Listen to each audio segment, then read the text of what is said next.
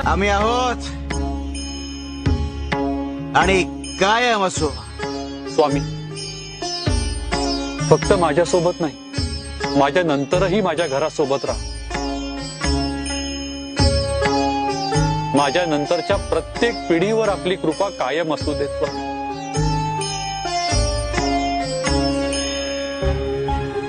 तुला अभिवचन देतो